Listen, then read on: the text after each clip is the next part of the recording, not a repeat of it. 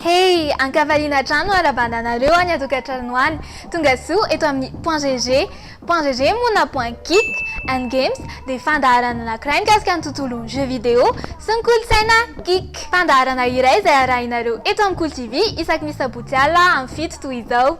Famerenana kosa dia ny ala arbitolakandro amin'ilay ora sy fefany. Sika marina moa mbola tsy mifandombera, mbola tsy mifampiarabatra hatrony taona dia aleo mba ho ataontsika izany fotoanan'izao ka asaiko ary ianao maka an-dakozia anao na midosonao maka vera alaivo ilay ranontsika ao dia ataontsika hifandombera e. Tsinonaro e? Olo ty tapahany zareo jirontsika fa ohatrany tsy faly zareo tamin'ilay ranontsika. Ye, jiro sy rano eo ihany fa ndao raha itsika ny sommaire.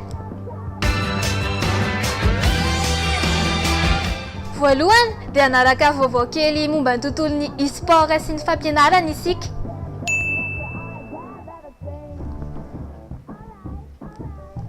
E-sport sy fampianarana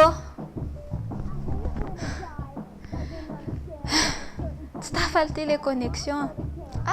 Fa nandeha. E-sport sy fampianarana. Aorian'izay dia mbola hizana amin'izay lafiny e-sport izay ihany tsika ka hitanisa jeux vitsivitsy azo anaovana izany e-sport izany amin'izao. Aorian'izay dia hojerentsika ny atombohan'ny Spider-Man.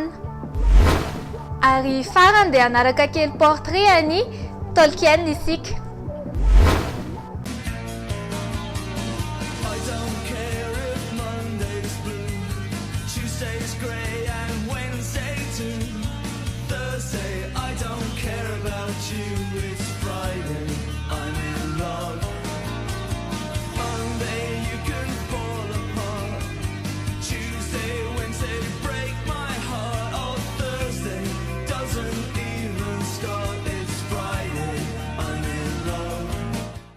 E-sport na electronic sport.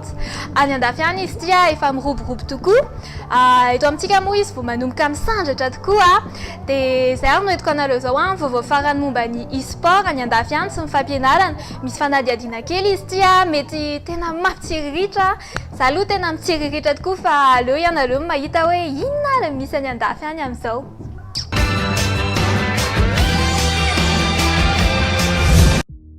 Continuons de gagner du terrain, le sport électronique est d'ores et déjà reconnu comme pouvant être l'une des grandes tendances de 2016. Un phénomène qui ne cesse de s'accroître et qui est sur le point de toucher un domaine bien particulier, le système scolaire.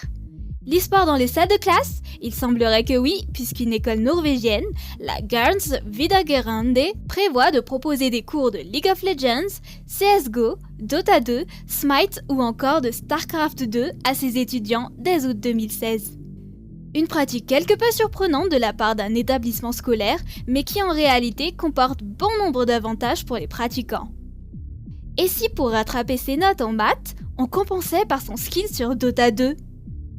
L'établissement a d'ores et déjà investi pour offrir les meilleures conditions de travail à ses étudiants. Une salle de classe composée d'ordinateurs haut de gamme, munis de cartes vidéo Nvidia GeForce GTX 980 Ti et processeur i7 est actuellement en train de se mettre en place. Les claviers, les souris et les casques ne seront pas fournis afin de permettre aux élèves de composer eux-mêmes leurs équipements selon leurs habitudes et leur confort de jeu. Pour réussir leurs examens, les étudiants seront évalués sur différents critères, comme les connaissances théoriques, les compétences en jeu, leur capacité à coopérer, à communiquer, la maîtrise de la stratégie et de la tactique. L'e-sport en classe, une initiative qui s'étend. Bien que ce genre de pratique ait déjà été réalisé depuis belle lurette en Corée du Sud, ce genre d'arrivée en Europe occidentale et dans les programmes scolaires est un grand pas pour la reconnaissance de l'e-sport. Bien que le lycée Garns Videregående soit le premier établissement de Norvège à proposer un tel programme, il n'est cependant pas le pionnier en sa matière. En effet, en 2014, une université de Chicago, l'université Robert Morris, a annoncé que l'e-sport ferait partie de son programme d'attribution des bourses dédiées aux sportifs. Ainsi, Les joueurs de League of Legends peuvent soumettre leurs résultats de classement dans le jeu pour obtenir des réductions sur leurs frais d'entrée dans l'établissement.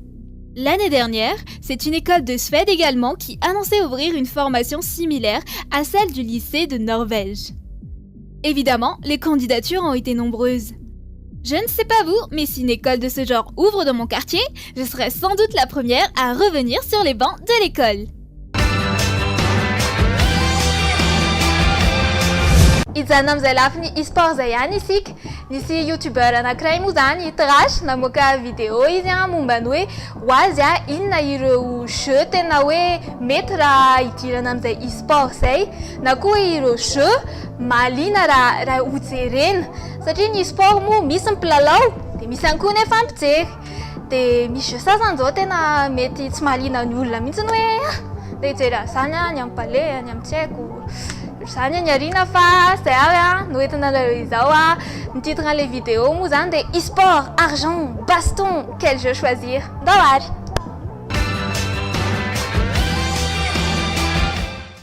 Yo les trashers! Aujourd'hui les compétitions de jeux vidéo ne sont plus seulement des soirées entre potes mais de véritables événements sportifs. Stade rempli de milliers de supporters, joueurs millionnaires, coachs professionnels, préparateurs physiques, entraînements intensifs et des sponsors qui savent mettre le paquet. La grande force de l'e-sport, c'est sa variété. Stratégie, combat, FPS, quelles que soient vos affinités, vous trouverez toujours quelque chose qui vous intéressera. Cependant, il est facile de se perdre parmi tous ces titres, alors pourquoi ne pas voir ensemble les jeux compétitifs qui valent la peine d'être regardés, et plus important, d'être joués. On commence cette présentation avec un gros morceau, les jeux de stratégie. Ici, nous avons affaire à des affrontements où les principales qualités requises sont mentales. Pas besoin d'être un pro de la manette ou d'avoir des réflexes de taré.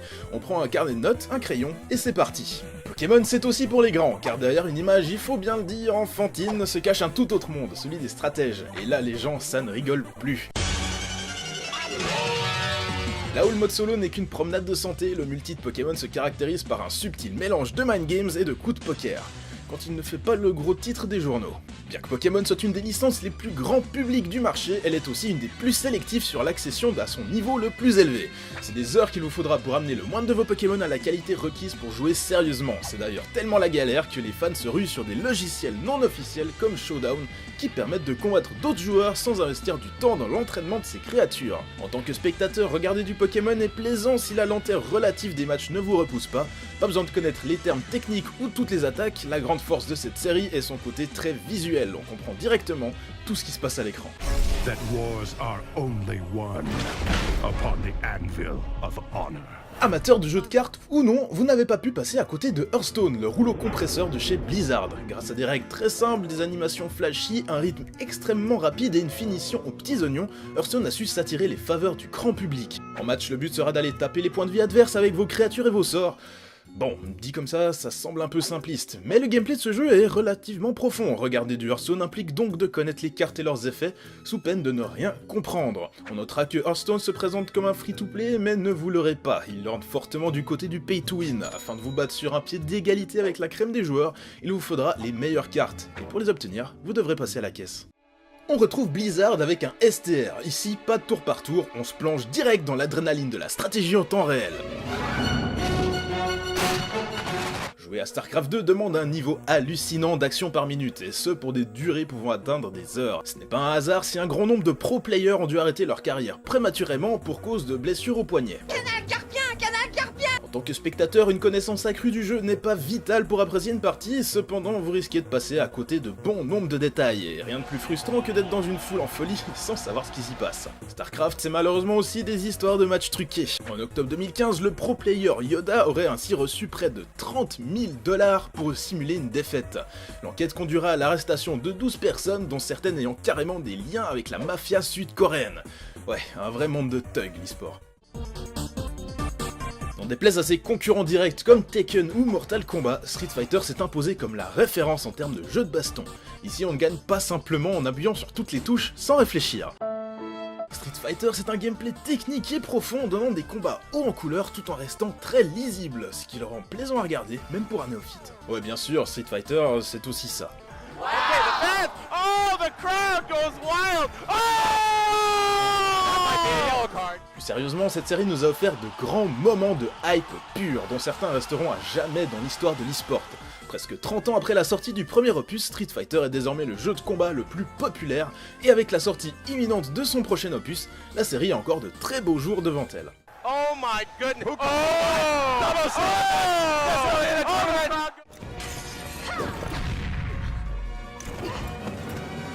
On reste dans le jeu de combat, mais pas tout à fait non plus. Vous connaissez tous le principe de Smash Bros, on casse la gueule de son adversaire pour faire monter les pourcents, puis on le fait dégager du terrain. Un genre de combat de sumo à la sauce Nintendo en somme. C'est la seule série où deux jeux se partagent l'affiche, l'un très technique, très rapide, et l'autre plus lent et plus facile à maîtriser. On pourrait aller jusqu'à dire que Smash 4 est un jeu pour les joueurs, là où Melee est plutôt un jeu pour les spectateurs. D'ailleurs, bonne chance pour en trouver un exemplaire. Il est intéressant de noter que Big N n'a jamais été chaud à l'idée de faire de Smash un des piliers de l'e-sport, ayant peur que le jeu soit perçu comme trop compliqué auprès du grand public, allant même jusqu'à tenter d'interdire des tournois organisés par des privés. C'est vraiment dommage car Smash Bros c'est l'exemple parfait du jeu facile à prendre en main mais extrêmement compliqué à maîtriser. Des matchs intenses et rapides, du skill, des foules en délire, des commentateurs totalement déjantés, Melee est de loin le jeu que je préfère regarder. Et ce malgré le fait que je n'y joue jamais. Ah oui, je parlais de hype tout à l'heure. Mais comprenez bien une chose, aucun jeu ne concurrence la série Smash Bros sur ce terrain-là.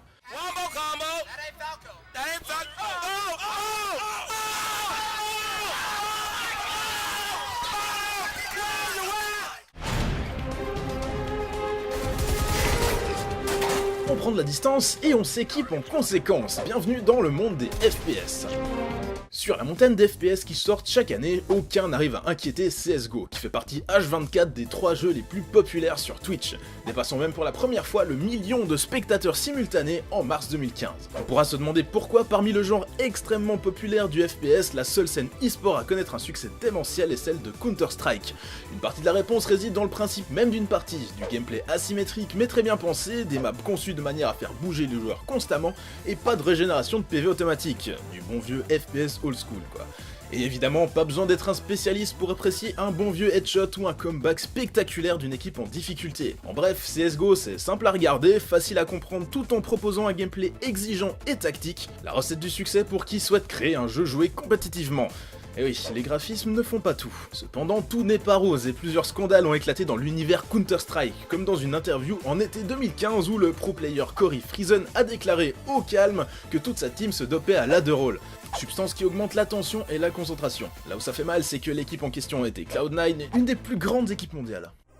Impossible de parler d'e-sport sans s'arrêter sur le phénomène des MOBA, ce genre particulier de jeu de stratégie qui oppose deux teams de 5 joueurs où chacun ne contrôle qu'un personnage. À l'origine un simple mode de Warcraft 3, ce genre de jeu est devenu incroyablement populaire ces dernières années, tant au niveau de joueurs que de spectateurs. Nécessitant esprit d'équipe, skill, stratégie et positionnement, le parallèle est souvent fait entre MOBA et sport traditionnel. Des tonnes d'éditeurs sortent leur MOBA perso, mais il en est 3 qui les dominent tous. Vous savez desquels je veux parler. Smite, le Challenger. Moins connu que les deux autres rogues, Smite tire son épingle du jeu en vous permettant d'incarner un florilège de dieu, mais surtout en vous proposant une caméra en mode TPS. Ce changement de perspective était un sacré pari mine de rien, mais le public a été au rendez-vous.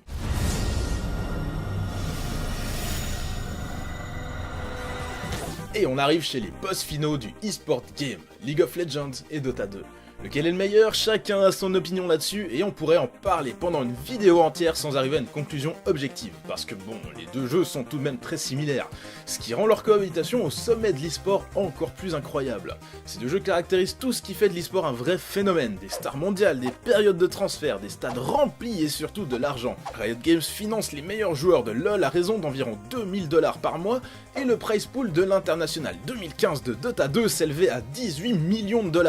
Et on n'oublie pas d'ajouter à ça les revenus générés par les streams et les sponsors. Avec des millions de joueurs par mois, LoL et Dota 2 semblent indéboulonnables de leur place de leader malgré la montée en puissance de nombreux jeux. Ce qui nous amène à tous ces jeux à fort potentiel, ceux qui ne font pas encore partie des cadors de l'e-sport mais qui cherchent à le devenir. Je pense à Heroes of the Storm et Overwatch de chez Blizzard, Rocket League, voire même FIFA ou Call of.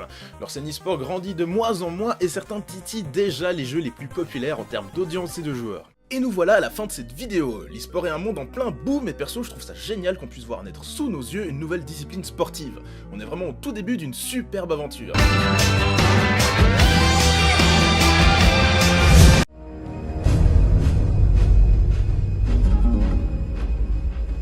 Alerte code rouge, engin spatial non identifié en approche. Intercepté immédiatement. préparer. Go, go, go! Waouh! Gigantesque! Et oh, oh, oh! Il y a des jeux partout! Une grande ville de jeux vidéo et de consoles, avec tous les accessoires!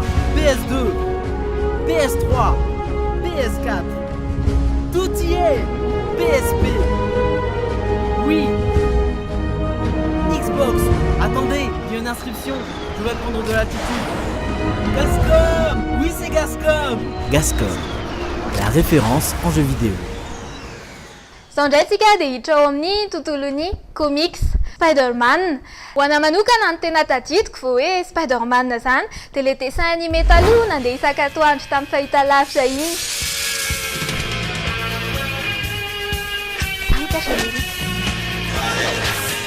Sady nena tena tadidiko hoe le épisode misy an'le Lézard mipetraka any ambanimbany tany iny foana no tena nandeha foana tamin'izany.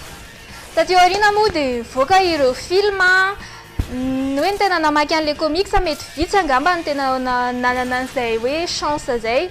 Fa raha ho antsika te dia hoe indrindrindrindra ilay dessin animé sy ilay film anisan'ny Tobey Maguire iny moa indrindrindrindra. Zany hoe efa betsaka ihany zany mombamomba Spider-Man hitantsika zany hoe Peter efa haintsika par cœur. Sulava resaka intsony fa andao raha itsika zao sous le masque de nos héros, Spider-Man.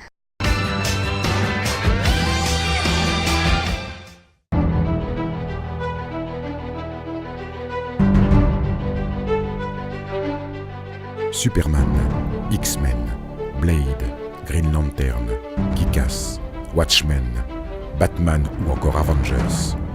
Le succès des super-héros au cinéma aujourd'hui ferait presque oublier qu'ils viennent tous d'un univers commun, le comic book.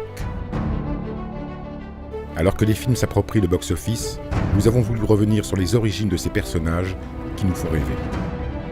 Aujourd'hui, Jean de Pellet, journaliste spécialiste des comics américains, nous aide à y voir plus clair sur les origines d'un tisseur de toile, Spider-Man.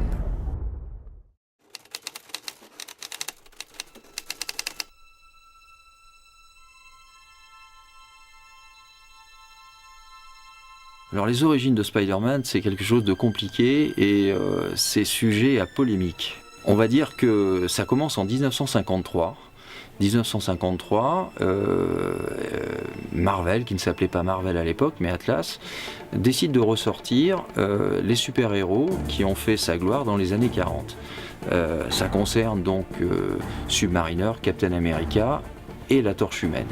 Surfant sur la vague, Joe Simon, aidé du scénariste Jack Holek et du dessinateur C.C. Beck, développe un nouveau personnage d'abord appelé Spider-Man, mais très vite rebaptisé Silver Spider. Comme Captain Marvel, Silver Spider est un adolescent qui se transforme grâce à une bague magique. Le concept qu'ils vont essayer de vendre ne trouvera jamais acquéreur. Mais en 1959, Joe Simon, avec son ami Jack Kirby, dépoussière le projet et le renomme The Fly. Mais après 2 numéros parus chez MLJ, Kirby quitte l'éditeur pour aller travailler chez Marvel. Simon ne tardera pas non plus à démissionner. 2 ans plus tard, suite au succès des 4 Fantastiques, Stan Lee, alors éditeur en chef de Marvel, demande à Jack Kirby de lui proposer de nouvelles idées de super-héros. Kirby propose donc un concept de 5 planches sur lequel Stan Lee ajoute ses dialogues. Suivant la chaîne de production, les dessins arrivent dans les mains de Steve Ditko, l'encreur désigné par Stan Lee. En voyant les planches, Ditko reconnaît tout de suite The Fly et prévient Stan Lee. Inquiet des problèmes de plagiat, Lee décide d'abandonner le concept donné par Kirby et confie à Ditko le soin de remodeler le personnage. Eh bien, Steve Ditko va complètement s'accaparer le thème, le personnage, à tel point qu'il va en faire quelque chose d'unique dans la bande dessinée, dans la mesure où Peter Parker, l'alter ego Spider-Man, c'est lui. C'est totalement Steve Ditko. Alors un personnage pas toujours agréable, c'est quand même un adolescent un petit peu perdu dans ses livres, un rat de bibliothèque, très timide, très craintif du monde alentour et qui se transforme d'un seul coup en surhomme, mais avec tous les problèmes que ça peut poser à sa vie de tous les jours. Stan Lee a une toute autre origine concernant le personnage de Spider-Man. Selon lui, quand il était adolescent, il lisait les pulps de The Spider, qui était une sorte de justicier masqué embusqués, armés de flingues et qui affrontaient donc des menaces, souvent des menaces orientales, au cœur de New York dans les années 30. Donc ce personnage mystérieux aurait influencé Stan Lee. Bon, il est bien certain que Stan Lee a toujours une explication à donner concernant l'origine des personnages qu'il a co-créés. Martin Goodman, fondateur de Marvel, donne son feu vert pour que Spider-Man apparaisse pour la première fois dans le numéro 15 du magazine Amazing Fantasy, publication qui accumule les mauvais résultats depuis quelque temps. Le public est tout de suite au rendez-vous et les ventes s'envolent. Donc, dans la précipitation, Martin Goodman demande à Stan Lee et Steve Ditko de sortir un nouveau magazine qui va s'appeler Amazing Spider-Man et qui va bien sûr reprendre la place un petit peu auprès du distributeur qu'occupait Amazing Fantasy. Après les 10 premiers numéros, Stan Lee va demander à ses dessinateurs de rester dans un univers cohérent. Et donc on va avoir des personnages qui vont s'intercroiser d'une revue à l'autre. Donc ça c'est vraiment la patte de Stan Lee. Et ça, on va dire que ça embête prodigieusement Steve Ditko. Au fur et à mesure, les tensions entre Stan Lee et Steve Ditko empirent. Les deux hommes ne sont pas d'accord sur la façon de traiter les personnages et l'évolution du comic. À partir du numéro 18, la communication entre eux se fera uniquement par intermédiaire, sur papier ou par collaborateurs interposés. Ils se disputent notamment assez durement à propos du bouffon vert, chacun ayant une idée différente de l'identité du super-vilain. Pour Lee, il devait être un proche de Peter Parker, alors que Ditko souhaitait un parfait inconnu. À cela vient s'ajouter les exigences de Martin Goodman qui demande à Steve Ditko d'enjoliver ses personnages féminins.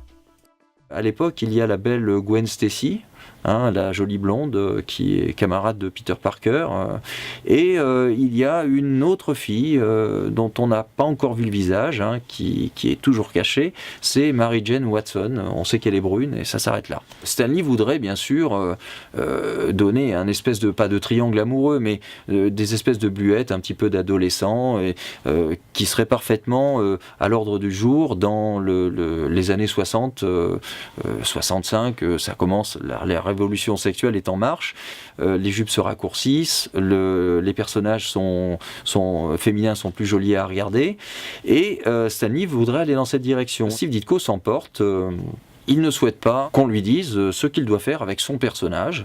Et donc la situation s'envenime, et il va voir l'associé de Stan Lee à l'époque, qui s'appelle Roy Thomas, et il lui donne sa démission. Donc Stan Lee se retrouve bien dans l'embarras, il n'a plus de dessinateur, et il demande à John Romita de reprendre donc Spider-Man. Il va tout de suite donner au personnage tout ce que l'éditeur voulait.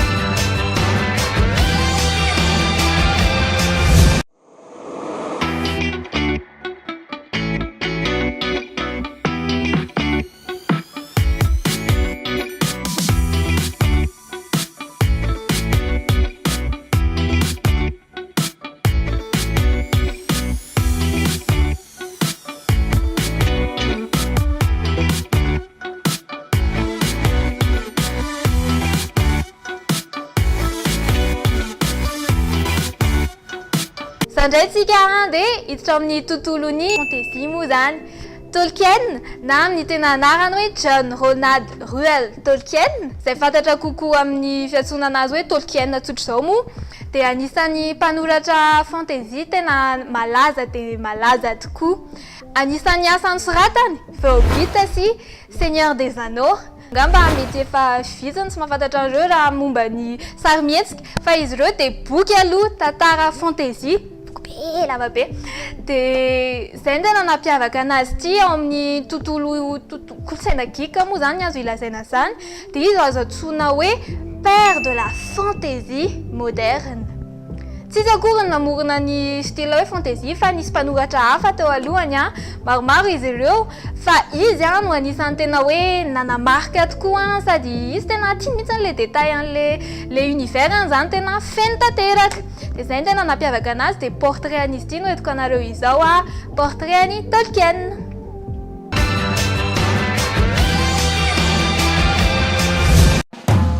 Il adorait porter des gilets brodés, fumer la pipe, il avait même les pieds poilus. Le Hobbit, c'était lui. Aujourd'hui, Tolkien. Mais en fait, pour ses pieds, on ne sait pas, c'était juste pour en rajouter une couche. Tolkien naît en Afrique du Sud en 1892. Mais il ne supporte pas la chaleur. Sa mère, anglaise, le ramène dans son pays. À 4 ans, il est orphelin de son père. Entre sa mère convertie au catholicisme et sa famille protestante, c'est la guerre des religions. C'est moi dont Dieu guide l'épée. Il s'évade en créant son propre univers. À 7 ans, il écrit sa première histoire de dragon. Mais le réel se rappelle à lui, cruel, il perd sa mère. À 12 ans, le voilà confié à un prêtre catholique, le père Morgan. Allez, ça va aller. Tolkien n'est décidément pas comme les autres. Avec une cousine, il invente sa première langue, le Nefbosh, ça veut dire nonsense. Iskili, mon compte triple. À 19 ans, il rencontre sa muse, Edith. Le coup de foudre. Pas de chance, elle est protestante, le père Morgan désapprouve leur relation. Oh, Tolkien ne se laisse pas abattre. Il obtient une bourse pour l'université où il étudie le vieux gallois. Il est aussi capitaine de l'équipe de rugby. Saviez-vous comment on dit vestiaire en vieux gallois? Avant de partir sur le front, il convainc Edith de se convertir au catholicisme. Ils peuvent se marier. je vais embrasser la mariée. Pendant la bataille de la Somme, Tolkien se spécialise dans les transmissions et les codes secrets. Vous savez comment on dit au secours en morse? De retour à la vie civile, il devient professeur de littérature et de vieil anglais. Dès 1917, il met en place sa mythologie de la Terre du Milieu, où l'elfe est la vedette. Un jour, en corrigeant des copies, Tolkien découvre qu'un de ses élèves lui a laissé une page blanche. Inspiré, il écrit alors « Dans un trou vivait un hobbit ». Mais il ne termine pas son histoire tout de suite. Une étudiante retombe dessus, pousse Tolkien à la finir et à l'envoyer à un éditeur. En 1937, le livre Le Hobbit est publié. Un succès. À 45 ans, Tolkien entame ensuite un récit beaucoup plus ambitieux, Le Seigneur des Anneaux, qu'il met 11 ans à finir.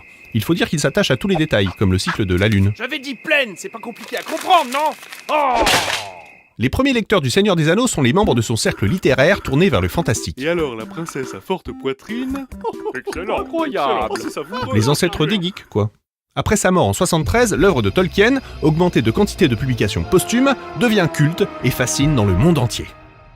C'est d'ailleurs sur les fans, remerciés au générique, que s'appuie Peter Jackson pour adapter Le Seigneur des Anneaux au cinéma, et tenter d'être à la hauteur de l'imaginaire de Tolkien.